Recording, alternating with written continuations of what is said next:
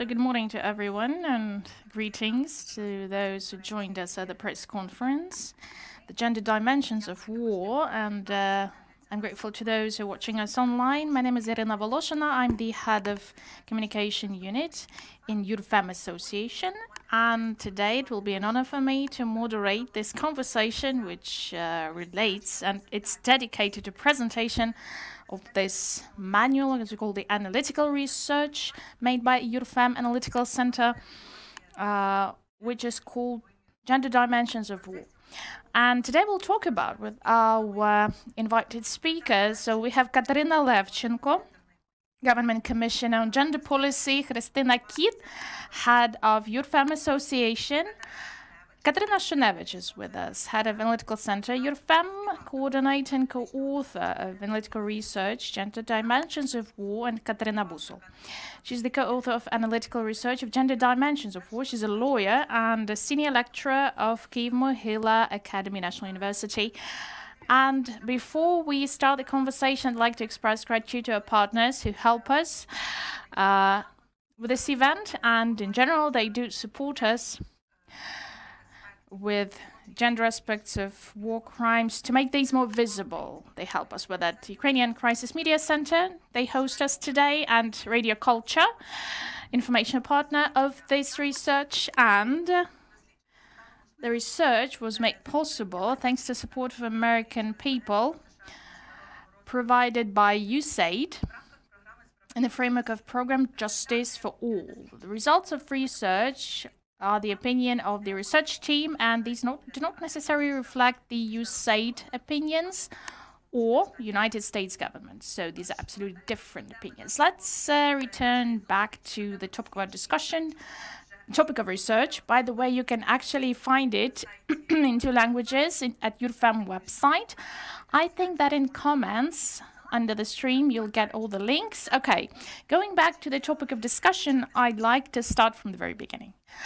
So what are the gender aspects and gender components of war crimes? What are the manifestations? How those people who deal with war crimes, how can they identify and how can they consider that gender component, the way war impacts the people, a gender component of that impact? So we already have 1 year full-scale war. What can we share? So maybe Ms. Kateryna Levchenko will start. Government Commissioner on Gender Policy. So, Ms. Kateryna, what is basically the gender component of war crimes, please? Thank you so much for your question. And before I give you an answer, I have, well, first of all, I'd like to express my gratitude to JurFem and all the authors and co-authors, all the authors team of that research. Thank you for the work you've done, because this is definitely, the research itself is of crucial importance. It's really, really, the importance is huge. It's basically one of, let's say, such generalizing documents, I can say, a comprehensive document which provides in a systemic way a broad circle of issues related to war crimes committed by Russians in Ukraine and respectively the gender aspect of these crimes. Okay, I just want to remind our audience that when we talk about gender aspects, we speak of how certain phenomenon, let's say, how does it impact women and men?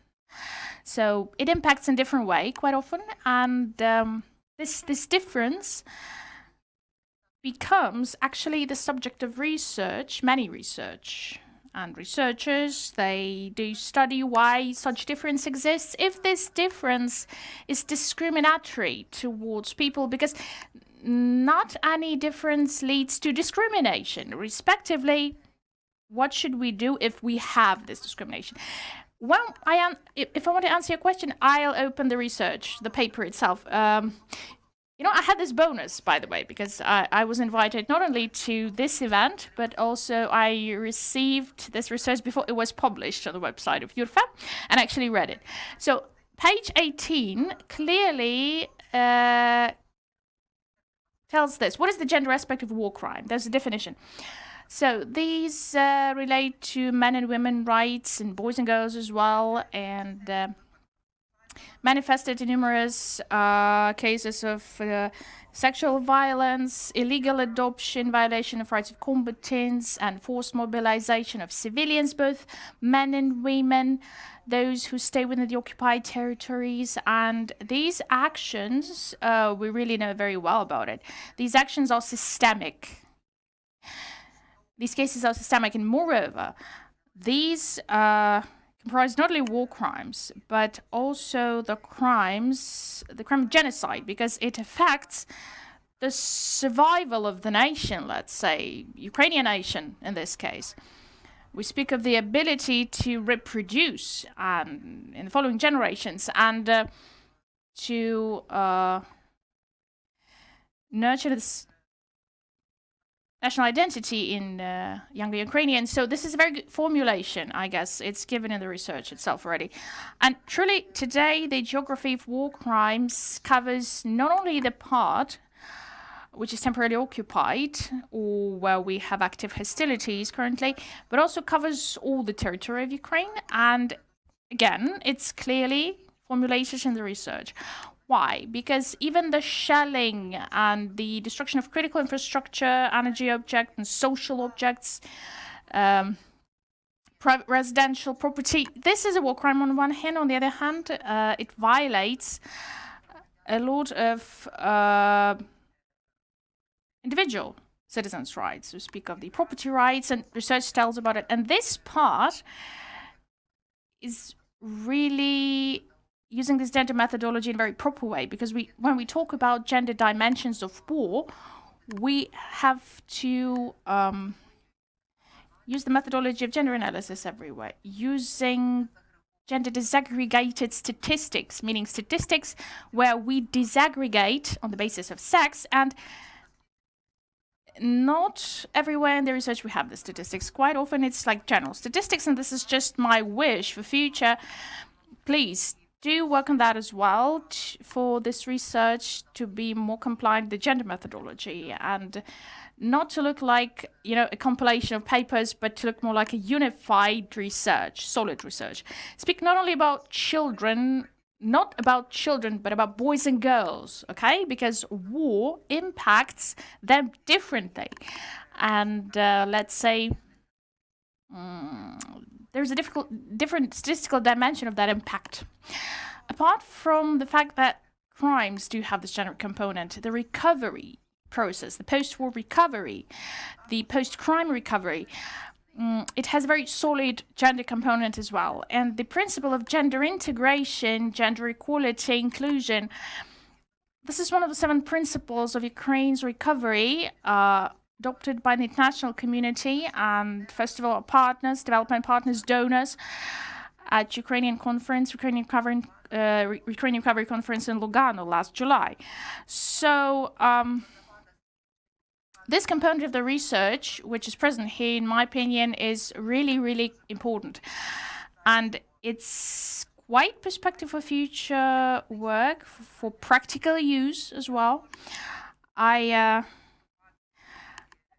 want to give another quote from the research. And when the authors analyzed the bylaws and draft laws to regulate the issues of compensation for the damage caused by war, after this analysis, there were very good conclusions given that, unfortunately, when this regulatory framework was designed, gender-sensitive approaches were not used. And in bylaws, such as procedure to identify damage due to Russia's military aggression, March 20th, 2022, the Joint Draft Law of Ministry Economy and State Property Fund on adopting the methodology to identify the scope of damage to enterprises, institutions, and organizations for property forms due to destruction of property. Well, these approaches that I mentioned, these were not used. So this is not surprising, I can say, because you need to have knowledge in certain skills, and we are just in the process of establishing it. We live today learning by doing principle. We have to do, and while we're doing something, we learn simultaneously. I think those conclusions should be considered as recommendations for future actions, for trainings, and we had a presentation of research together with National Agency of Public Service, and they actively develop trainings in the area of gender equality, gender competencies for state officials. I think that the cooperation of JurFem that we have with this agency, and it's really a substantial cooperation. This has to include these aspects outlined in this research. And just the very last thing I'd like to mention, answering your question, when we do talk about gender dimensions of war, we have to talk about those international acts where these issues, principles are reflected.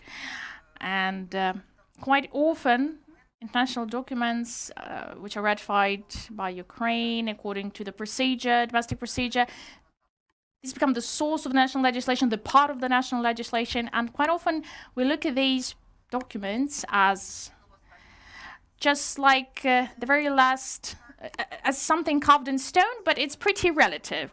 And we do understand today that those international standards, especially in the area of international humanitarian law, which were presented in the middle of 20th century, these are not relevant. These do not reflect the reality. Quite often, these just don't function, just like the collective security system, which has to guarantee those standards. So, in the research, what I saw a conclusion and a proposal that we need to update international standards, in particular Geneva Convention. So Ms. Irina Senyuta writes about it in her chapter, where she outlines the violations of rights to healthcare services for citizens due to the hostilities of Russians. And this is really very serious work, and just with one national expert, Ukrainian expert committee, it's really hard to bring it to the surface, but this is the issue that me as a representative of the government, other officials, you as experts, and civic society, you have to actively communicate in context with international partners. And I do think that our study visit, which is being organized by JurFem together with the Global Fund, to support sexual violence survivors next week. We'll have it in Geneva. It will take place in Switzerland. We'll have a meeting with representatives of international organizations. These also should be used for these conclusions of the research, this theory, to be put into practice, into specific political actions, and to put it in regulations, international regulations as well. Thank you for this work. And I would love to present my recommendations on how to improve the text, but I think that publicly again I'll say definitely this is really an important research, and thank you for taking this responsibility on your shoulders. Thank you so much, Ms. Kateryna. Thank you so much, and thank you for actually mentioning learning by doing principle, despite the fact that of course, we do hope that the victory and the hostilities will cease as fast as we wish to. But again, never again principle. We want to make it real, and it will take a lot of efforts for a long time, and everyone will find one's place in this process. And just to continue with the thought, I'll mention to our audience that this work and research, the data were collected during the first 7-8 months. I think Kateryna will tell details.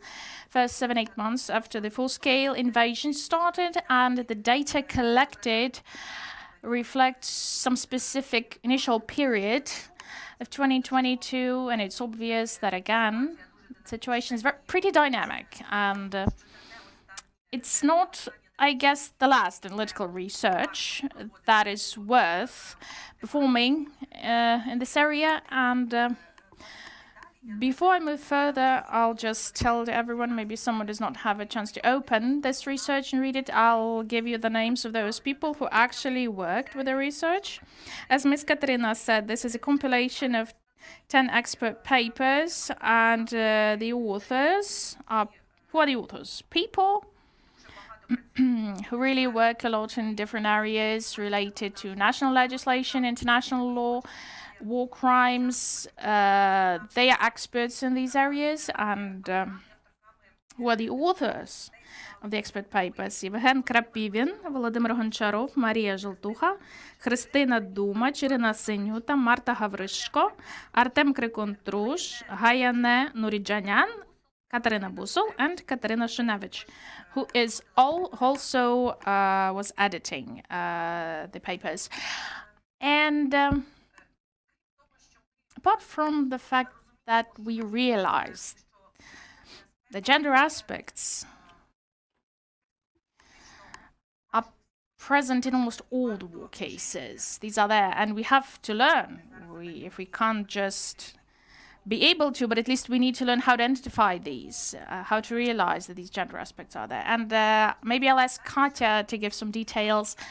What is the idea of this compilation of this research? Who may use it? Who may use it right now? Start using right now. We understand the texts are really of very high level, not just something you can read before you sleep, but we need to read it anyway. So Katya Shunevych, please do tell us a little bit more. Who is the audience? What is the key idea? Why? And so on. Thank you, ladies and gentlemen. And I'd like to give some details about the research, Gender Dimensions of War, that our analytical center was preparing together with experts of the national level. So those people who are both theoreticians and practitioners. And when we started working on the compilation, we took this broad framework, because we understood the gender aspects of war, as Ms. Levchenko said, quite often these may be invisible, especially to experts without special knowledge, or not always. For them, sometimes it's really hard to notice it. And we've had this challenge quite often when we started talking about gender dimension. It was more about CRSV, but not even since the start of full-scale invasion. That's why it contains publications of broad spectrum, but we can separate it in a couple of groups, let's say. First, we try to understand what are the key violations, typical violations of Russian military and Russian armed forces and other military formations supporting Russians, supporting the aggressor in Ukraine. In particular, sexual violence during the conflict, CRSV, and we spoke of forced deportation of people, with special focus on kids, and it requires extra data collection on boys and girls separately, and I do believe that we'll be able to do it in future. Also, healthcare violations, failure to provide medical support, violations of right medical support. There were complications due to hostilities, how it impacts average citizens. We tried to analyze it, and we tried to identify these key violations and the perspective to hold these people liable, those who commit it, at national and international level. And the part of publications related to liability, it goes there. Courts and special institutions who will handle that. I do hope that in future they will hold liable not just average servicemen, but also the top management, political and military of Russian Federation for these war crimes. And apart from it, the issue of reparation and compensation of damage.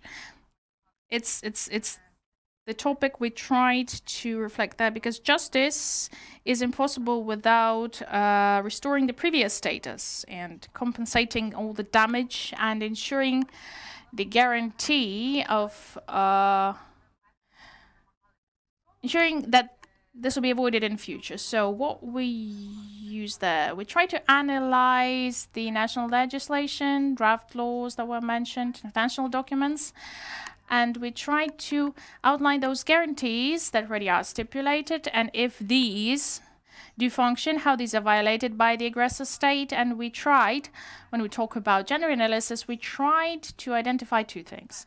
First, we use this approach, and we mention in the research that war and war crimes, they harm both men and women, but to know to what extent and to understand why certain categories like children, women, why they are impacted much more heavily, and why it's graver, and why we need to take more efforts to compensate it.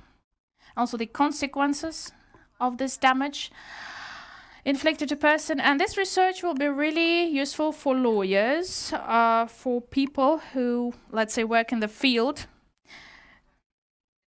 to identify basically those violations in the field right at the place and provide some urgent help, financial aid, psychological aid, and other types of support and assistance to prevent traumatization in future. Those people who are survivors, who suffered from it. These violations. Thank you, Kateryna. Identify and provide services and assistance.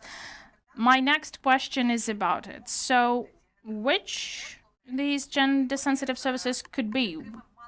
How could they look like? What these gender-sensitive approaches should be when we work with people who suffered from the war, women, men, boys and girls, in different territories, also those who are temporarily occupied by Russia, and those which will be deoccupied in future, those which were deoccupied within the last year, or where we still have hostilities taking place. Maybe I'd like Khrystyna to answer, head of JurFem Association. Gender-sensitive approaches and services, what these should be. When we do talk about gender aspects of war crimes, or the crimes against humanity or genocide, we also talk about protection of rights and access to justice for those who suffered from these war crimes. It's really important to use gender-sensitive approach to service provision. So each person who suffered from the war has different needs, and we have to learn to identify those needs that women and men do have, including boys and girls as well, take into consideration what damage they had, and based on those needs, we need to shape those mechanisms and list of services which are necessary for them to restore their rights, restore their health, ensure justice and access to justice. This is the first thing. And when we talk about gender-sensitive approach, including, we also should use it when we talk about investigation of war crimes, because, yes, those survivors, those victims who were tortured, if there was violence or other rights were violated, it's important to know how to communicate with those people properly, to understand what violations did they face, to identify all types of war crimes, and if we need to create a trust system. If victims claim for any violations after the war crimes, and when they face this improper communication and approaches to investigation of those crimes, it promotes their re-traumatization, and people in any case later will not be willing to cooperate with law enforcement, and they don't give testimony about their experiences. So gender-sensitive approach when we create the list of services, and when we provide the services, when we investigate crimes, this is of huge importance. And we speak not only about CRSV in particular, we also speak about forced displacement, abduction of children, and we speak of various sexual violence forms and CRSV forms like forced nudity, sexual tortures, and any other types of crimes that were committed. So it's really important. As we always say in our work, that gender approaches, when we consider the needs and peculiarities of how to communicate with different people depending on their gender identity and sex, when we consider this gender approach, it itself is a quality standard for the approach and service, and this should be one of the key indicators. If we talk about standards of our system, social services or legal services, doesn't matter. If In the list of standards, there is no such indicator as gender sensitivity or gender sensitive approach. We can't speak of quality. And we can't, of course, speak about the accessibility of services, because these are interrelated issues that you just have to remember it, and you have to consider it always. What can help us when we shape those services, gender-sensitive services? What can we direct ourselves at? Last year and even before the full-scale invasion, Ukraine ratified so many international conventions and agreements, including those related to gender equality. And we have the strategy on gender equality already adopted on equal rights and opportunities for men and women, which tells us how important the gender component is. It should be considered when we shape all the services. And we also have to have ratified conventions, including the CEDAW Convention. And it basically tells about the access to justice and ensuring proper response to violence, including violence against women. If we speak about war crimes, last year, unfortunately, happened so that always during the war, we take much more steps to promote gender equality comparing to peaceful time. Maybe the war forces us to accumulate efforts, and we now understand that we need to move faster. Last year, we ratified the Council of Europe Convention on preventing and combating domestic violence, referring to Rome Statute, saying that during the war and when we have the martial law, Ukraine has to take all necessary measures and establish those services, gender-sensitive services. When we speak about violence against men and women, this component should be considered as well. I also have to mention the resolution of Security Council of UN, Women, Peace, Security, and NAP 1325. Last year, many CSOs actually updated it, considering those challenges that we had during the full-scale invasion. A National Action Plan 1325, the state plan, it's a wonderful, like yesterday I read it, it's a wonderful roadmap for us, for the public sector, for the state institutions. What else do we need to do for our services and our work to protect war crime survivors, to make it more gender sensitive, for people to feel safe and for them to trust us as those who have to respond to violations of human rights. And this National Action Plan 1325 contains very specific recommendations, tasks that we are already implementing today, step by step. This is not something abstract. It's not just about words. It's about very specific actions which already are on the paper. We just have to go back to them and understand, okay, what we've done and what we still have to do. I just think that together with the Government Commissioner on Gender Policy and jointly with other ministries, General Prosecutor's Office will be able to ensure that gender aspect is considered. And I need also to mention that there is an introductory word of Andriy Kostin, Prosecutor General's, to this research, that his office realizes how important it is and that it is necessary to include gender component in all war crimes investigation. We do hope that this analytical report and these publications will become the basis of training curricula for law enforcement, including the prosecutors, those who now are trained how to prosecute these crimes. For this research to enhance this gender component. Thank you, Khrystyna. Thank you so much. Identifying gender aspects in war crimes, formulating the needs, proper gender-sensitive services and approaches.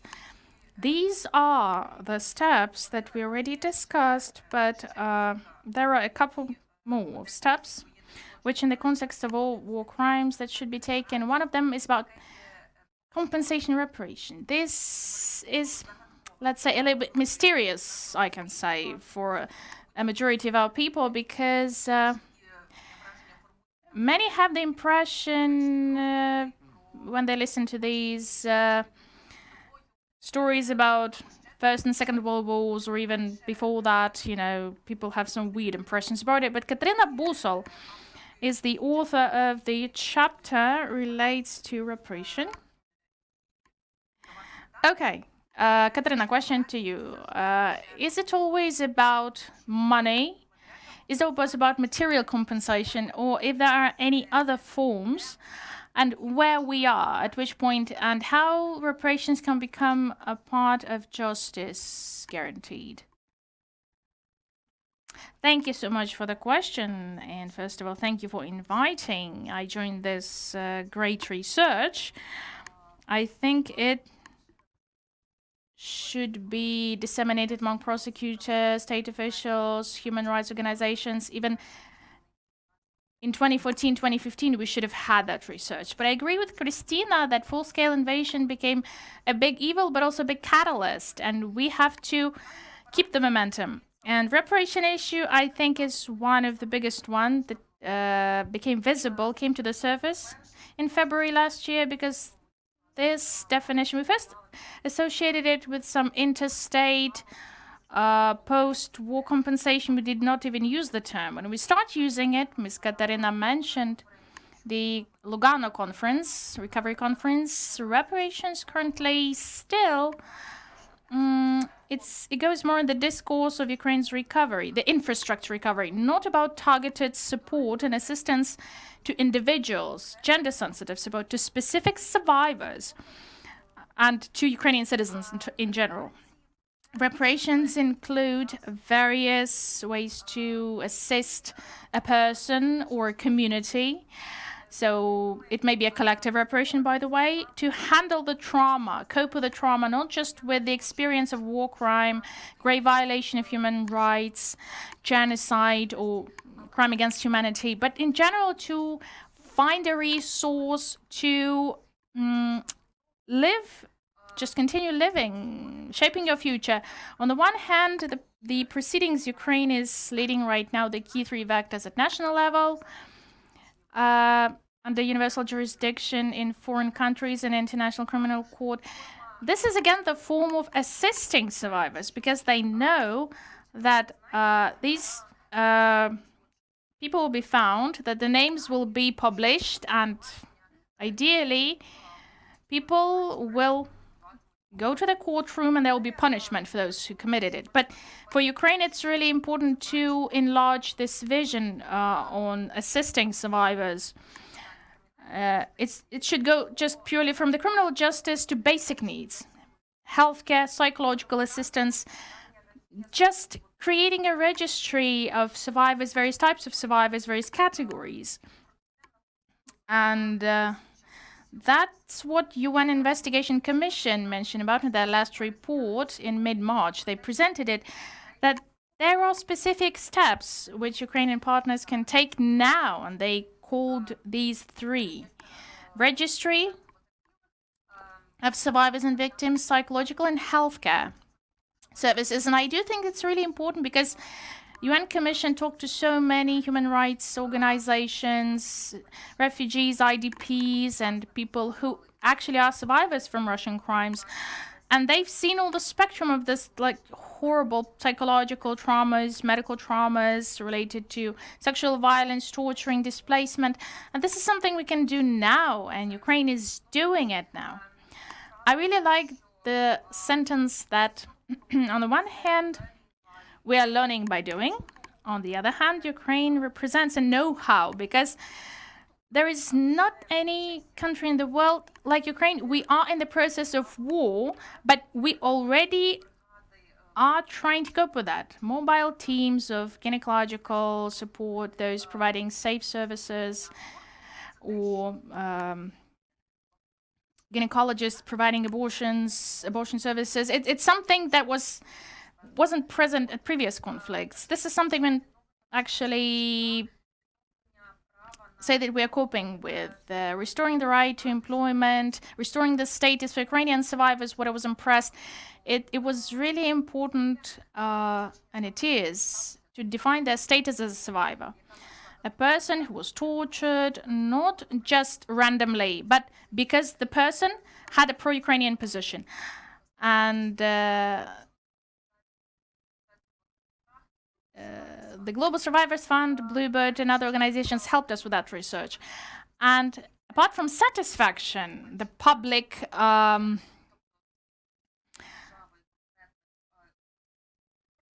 apart from the satisfaction as a term, this is really important, of course, to have satisfaction when there is a public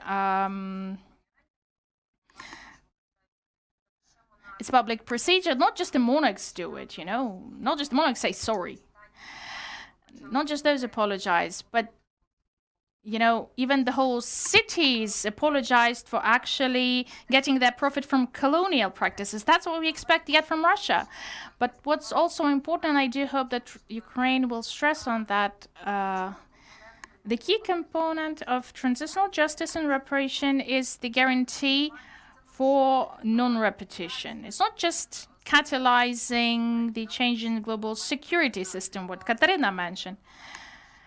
Updating Geneva Convention or the list of crimes in Rome Statute. It actually is real, pretty real, but just changes inside Ukraine as well. Ensuring the gender-sensitive approaches we have not just in the conflict-related proceedings, but when the state officials activities, prevention of sexual violence and GBV in general, not just because of the conflict, institutional reform and establishing a sustainable system within the country. This is what we should do. This is the global form of reparation Ukraine and its partners they owe to people, and they should provide it to people who suffered from the most horrible thing. Thank you, Ms. Kateryna. So, for so many times in our discussion, we mentioned this type of war crime as sexual violence related to conflict seriously. And we mention it so many times, but this is the type of crime. Officially, we have how many cases, how many open proceedings? We have the least number among other war crimes types. According to the latest data of General Prosecutor's Office, a little bit more than 170 open cases, but those who work with these issues, they do realize that the actual number of those crimes, nobody can tell how many times more. Twofold, threefold, but, you know, many, many more. The survivors are not ready to ask for help. They're not ready to tell about their experience. Maybe also because what we mentioned, lack of gender-sensitive practices, lack of gender sensitivity as a basic value for society. And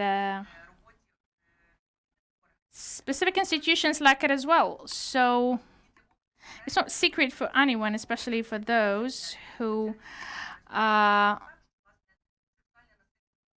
observing what we are doing as association. CRSV has become a very important focus in our activity, analytical and practical work when we provide assistance to survivors. My question will be to everyone, ladies. It relates to CRSV, this type of crime. How can we ensure justice and protect the survivors? I do believe that justice, as it is about protecting the survivors. But on the way to justice, people who come for this procedure, for them to understand that they protected and they will not be stigmatized and judged by professionals and communities where they live in. This is a joint task for law enforcement. It's about changing and transforming the approaches.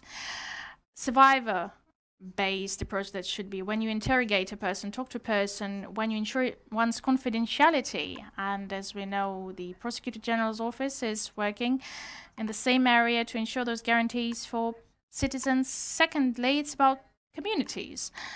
And we understand that there are so many IDPs in communities, and people who live in our communities also may have been survivors of that, and there is an issue of support. Not stigmatizing and judging, but to speak about the social factor, ensuring services. Kateryna mentioned. Ideally, services in close proximity and be concentrated in one place for person to use this help. It may be healthcare services, legal, psychological consultation. JurFem, we have, in our association, we have this hotline where you can get legal assistance if you need to consult with a lawyer and a follow-up in future for those cases, potentially.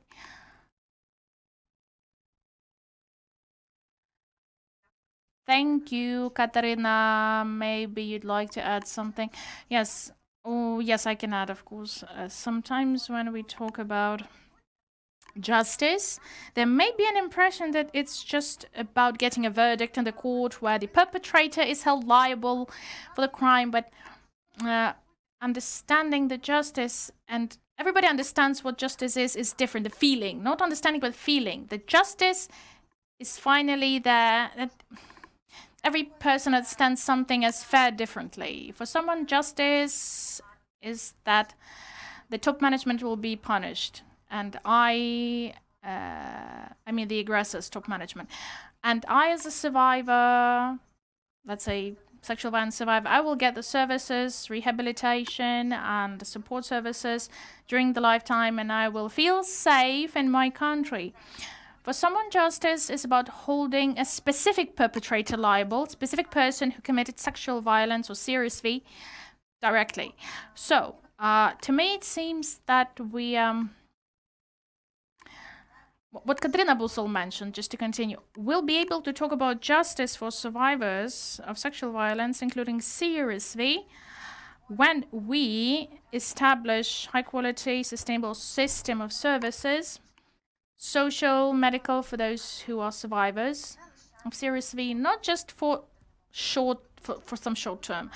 People have different traumas, different losses, and sometimes specific seriously survivors, maybe they will require the support during their lifetime, and this system, service and support system should be not provided only by social services and state officials, but all the citizens should be involved in that. Those who live close to survivors in communities and settlements. And it's a question to all of us, average people. If we are capable of living and communicating and accepting different people, those who suffered from traumas, without judgments, without accusations, understanding how the system can be built in small communities and settlements, support system. It's about how I feel. Do I feel safe? Can I trust those who I live with every day? If I can, study, if I can just work, every day and live in my family. This is a very long way. It's a never-ending way. It never will finish after the victory. It will be just the start. We'll have to work a lot. But that's why we're standing, we're fighting for it, actually, to recover the country. So in the process of recovery, we'll have even more challenges, and we should be able to respond to it. Without gender component, nothing will be manageable. Thank you, Khrystyna. Maybe you want to... Yes, thank you. Just briefly, a couple of comments on criminal procedure. What needs I've seen there. Survivors always demanded specific psychological support at all the stages of the process. Before the full-scale invasion, now I can say it's multiplying, it's enhancing. The scale is much bigger.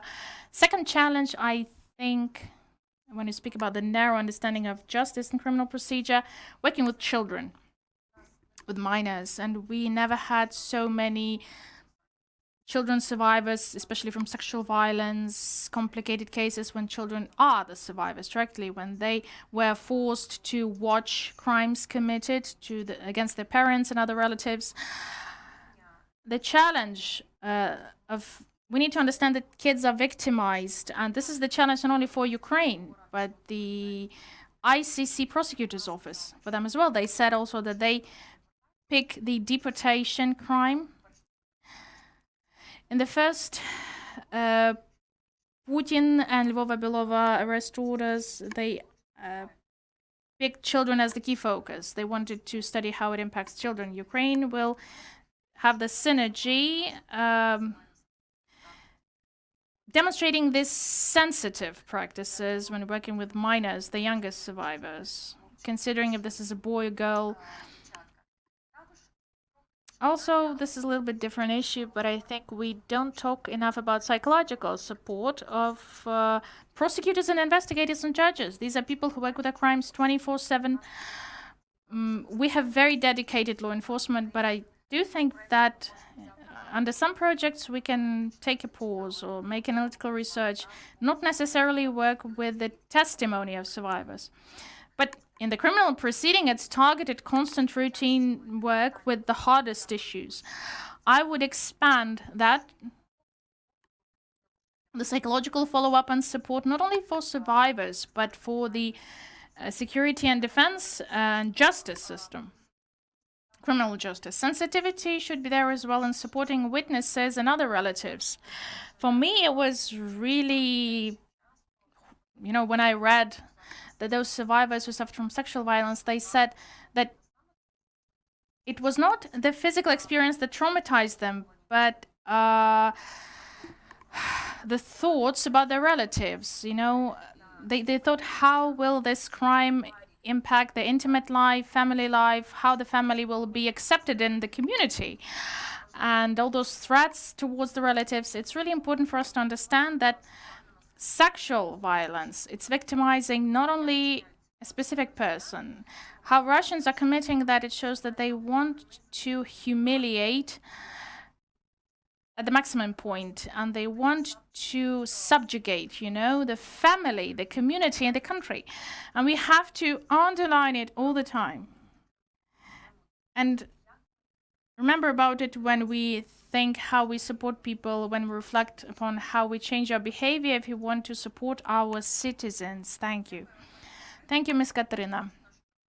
Of course, the experience of war, will have it forever, all of us. It doesn't matter in which status we are, if what we're experiencing and establishing a safe environment, safe society at the level of community, state, and international community. I guess this is the task that we already are setting, and despite all the difficulties, we still have to aspire that psychological assistance and support must stop being something stigmatizing and something that is considered to be incorrect in the society. This is a need that we all do feel and have, something that must be satisfied. We have so many services today who are ready to do it free of charge to survivors and to all people who feel the need. So with our research, we tried to cover this expert gap of those who work with war crimes, just to get this information, because I think everybody remembers, March, April 2022, just remember that, when we really wanted to find answers for some questions, and we thought these answers did not exist, but if these answers don't exist, we have to create them. That's what we are doing, and I'm so grateful to everyone who are listening, watching us, and we are completing this press conference on presenting the research. What are the gender dimensions of war? In English and Ukrainian, you may find these papers in the comments under the presentation, under the stream, and it is published at JurFem website. The recording in English is always there at YouTube channel, streamed by Ukrainian Crisis Media Center. They were so helpful to host us today. If you know about the need of your foreign colleagues, if they want to find answers for some questions, you can share the translation of the paper itself, and of course the recording, English version of the recording of the press conference. And I'd like to remind you that we were supported by Radio Culture, and USAID and American people helped us to hold this event today, Justice for All program. The results of the conference, again, are the opinions of the research team, and these do not necessarily reflect the opinions of USAID or US government. Thank you. Thank you. We stay in touch and have a nice and safe day. Thank you. Goodbye. Дякую вам.